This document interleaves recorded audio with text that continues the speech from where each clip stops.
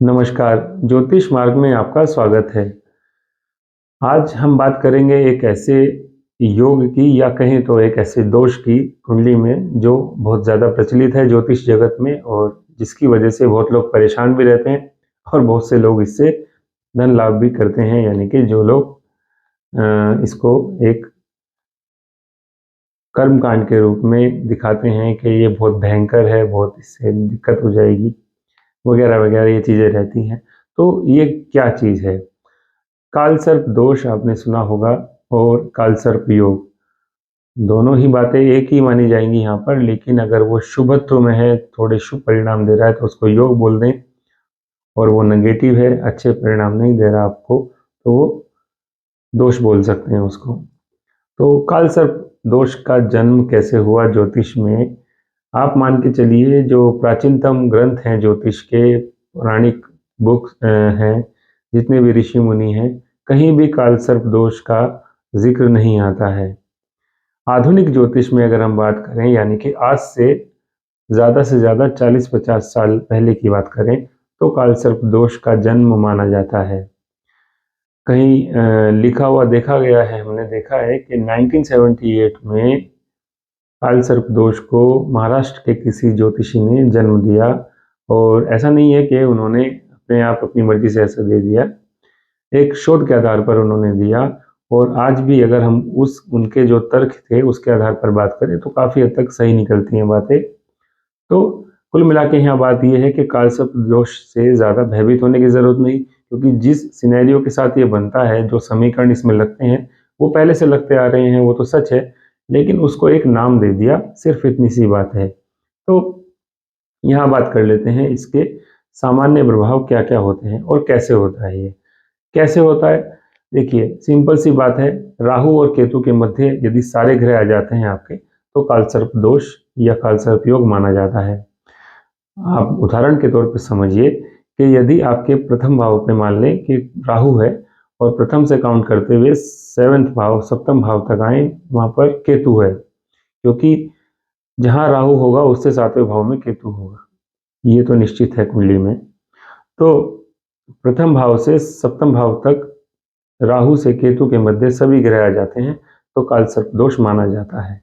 अब ये दोष या ये योग अलग अलग भाव के अनुसार चेंज भी होता रहता है, यानी कि अगर द्वितीय भाव में है तो उसी के अनुसार केतु आ जाएगा आपका द्वितीय से सप्तम यानी कि अष्टम भाव में।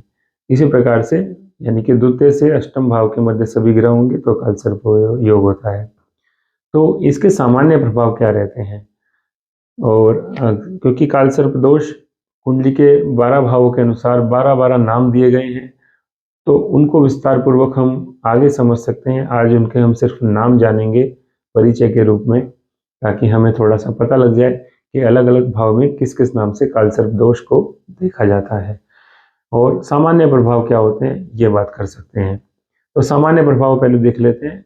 कालसर्प दोष वालों को जो सामान्यता देखा गया है, उनके बनते बनते काम बिगड़ते हैं, विशेष रूप से 30 से 32 साल की आयु तक। इसके साथ साथ ऐसे जो लोग होते हैं, उनके जीवन में, उनके करियर बनाने में, एजुकेशन में बहुत ज़्यादा अप एंड डाउन रहते हैं, यानी कि सामान्य चल रही है शिक्षा और एकदम से उनको किसी न किसी वजह से एजुकेशन में ब्रेक लग जाता है। करियर रिलेटेड अगर बात करें, वो प्रोफेशनल कोर्सेज कर रहे हैं तो एडमिशन नहीं हो पाता। और ये बात भी सही है कि इन लोगों के बनते बनते काम बिगड़ते हैं। और इनके लुक्स की बात की जाए तो ये लोग हमेशा आपको एक जैसे लुक में नहीं दिखेंगे। मीन्स बात करें कि उदाहरण के तौर पे देख लें कि ऐसे लोगों को कभी तो बहुत ही ज़्यादा अच्छे दिखते हैं और कभी बहुत ज़्यादा डल से दिखते हैं, यानी कि उनकी जो एक वाइब्स होते हैं वो पॉजिटिव नहीं रहते, या कहें तो उनके फेस पर कोई तेज नहीं रहता, कोई चार्म नहीं रहता। और कभी कभी बहुत ज़्यादा अट्रैक्टिव लगते हैं ऐसे लोग, इनकी पर्सनैलिटी बहुत ज़्यादा अट्रैक्टिव लगती है। तो वो डिपेंड करता है ट्रांजिट पर, उनके जो लग्नेश है उसका ट्रांजिट कैसा चल रहा है, वो भी एक बात हो जाती है। लेकिन यहाँ ओवरऑल कालसर्प की बात हो रही है, तो जनरली ये इनके सामान्य प्रभाव होते हैं। अब 12 तरह के कालसर्प दोष या काल सर्प योग माने गए हैं कुंडली में अलग अलग तरीके से। जैसे यदि प्रथम भाव में आपके राहु है और सप्तम भाव में फिर केतु होगा, तो ऐसे व्यक्ति की कुंडली में जो काल सर्प दोष है वो अनंत काल सर्प दोष माना जाता है। इसी प्रकार यदि दूसरे भाव में ये स्थिति यानी कि द्वितीय भाव में आपके राहु है और अष्टम में केतु है, तो आपका जो है वो कुलिक काल सर्प योग होगा या काल सर्प दोष होगा। आप योग और दोष उसमें हम मान सकते हैं कि कितने पॉजिटिव और कितने नेगेटिव हैं। इसी प्रकार हम बात करें तृतीय भाव की यानी कि वासुकी काल सर्प होता है। अगर हम बात करें चतुर्थ की यानी कि चतुर्थ भाव में राहु और उससे सप्तम यानी कि दशम भाव में केतु, तो ये होता है शंखपाल काल सर्प। इसके आगे हम बात करें पंचम भाव, तो पंचम भाव में यदि राहु है तो पद्म काल सर्प होता है। छठे भाव में राहु आ जाता है तो महापद्म काल सर्प होता है। सप्तम भाव में यदि राहु आ जाए तो तक्षक काल सर्प माना जाता है। अष्टम भाव में यदि राहु आ जाता है तो इसको कर्कोटक काल सर्प बोला जाता है। नवम भाव में यदि काल सर्प राहु आ जाए तो इसको शंखचूड़ काल सर्प बोला जाता है। दशम भाव में यदि राहु आ जाए तो इसको घातक काल सर्प बोला जाता है। और एकादश भाव यानी कि 11वें भाव में यदि राहु आ जाए तो इसको विषधर काल सर्प बोला जाता है। और अंतिम यानी कि द्वादश 12वें भाव में यदि राहु की उपस्थिति हो तो ये होते हैं शेषनाग काल सर्प। तो ये हमने बात की 12 भाव में 12 तरह के काल सर्प की। अब इनके प्रभाव भी अलग अलग होते हैं, वो क्या क्या प्रभाव होते हैं वो बात करेंगे हम अगली वीडियो में।